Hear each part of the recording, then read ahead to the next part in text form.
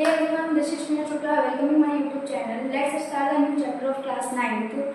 This chapter is given in your book. The title of this chapter is The Lake Isle of Innisfree. In this particular chapter, the poet talks about the nature. He expresses his feeling towards nature. He wanted to go there and explore the beauty of nature. Before starting the line-by-line explanation with each stanza, I tell you more about the poet and the poem. This well-known poem for a poet longing for peace and love of Innisfree, where he spent a lot of time as a boy when he was a kid. This poem is a lyric. We all love the nature, and a touch of nature make a world king. And go to Innisfree. मैं rise मतलब मैं getup होऊंगा, उठूंगा और मैं कहाँ जाऊंगा? Innisfree जाऊंगा. ये एक आइलैंड का नाम है जो कि इस पोएम में मेंशन किया गया है. And a small cabin goal there for a clay and wattle. और वहाँ पर जाकर मैं क्या करूँगा? मैं एक स्मॉल केबिन बनाऊंगा, यानी छोटा सा रूम बनाऊंगा जो कि क्ले और वेटल्स का बना हुआ. वेटल का मतलब होता है ट्विस्टेड स्टिक फॉर फैन. और वहाँ पर जाकर जो पोएट है वो सोचते हैं, मतलब अभी वो ओनली इमेजिन कर रहे हैं, जाते नहीं हैं. वो सोचते हैं मैं क्या कंज्यूम करूँगा? तो 9 bee row will have there of hive for the honey bee और बी रोज को मैं क्या करूँगा? कंज्यूम करूँगा, खाऊंगा जब मुझे भूख लगेगी. And I shall have some peace there for peace comes dropping slow. Poet बताते हैं लाइन्स में कि वहाँ पर जाके मुझको क्या मिलेगी? पीस मिलेगी, शांति मिलेगी. और जो पीस है वो मुझे धीरे धीरे मिलेगी. ठीक है, आगे dropping from the wheel of the morning.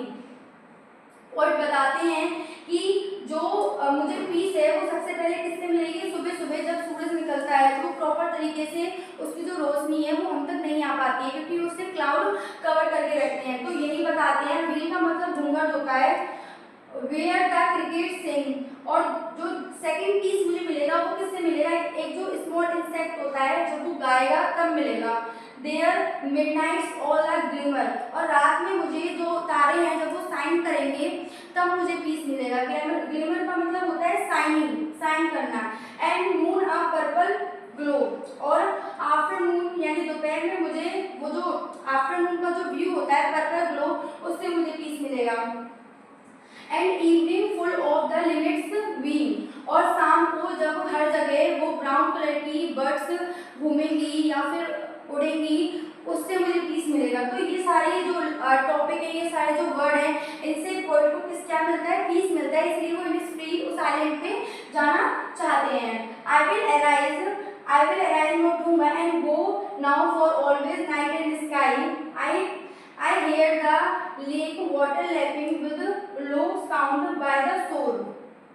यानी पोएट बताते हैं कि and I shall have some peace there, कि मुझे वहाँ पर उस आइलैंड पे क्या मिलता है? पीस मिलता है.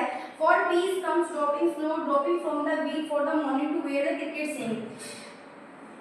ये तो बता दिया मैंने. Night and day है. Arise and go now for always night and day. वो बोलते हैं कि मेरा मन करता है मैं अभी इमीडिएटली उठूं और वहाँ पर चला जाऊं, क्योंकि मैं क्या करता हूँ? नाइट एंड डे का मतलब होता है ऑल टाइम. मुझे ऑल टाइम उसी आइलैंड को इमेजिन करता रहता हूँ. मुझे वहाँ जाने का मन करता है, उस माउंटेन पे, उस आइलैंड पे, उस रिवर के पास. I hear the water lapping. मैं ऑल टाइम क्या करता हूँ? वाटर लेपिंग का मतलब होता है जब पानी फ्लोट तक जाता है तो उसकी जो आवाज़ होती है उसे बोला जाता है. तो मैं उस आवाज़ को सुनता हूँ अपने घर में बैठे बैठे. With low sound by the shore while stand on the roadway और द पेवमेंट ग्रे. जब मैं रोड पे खड़ा होता हूँ तब भी वो आवाज़ें मुझे सुनाई देती हैं. किसकी? वाटर लेपिंग की. So I hear it in the deep heart's core. और इसे मैं सुनता हूँ बॉटम ऑफ माई हार्ट से. तो ये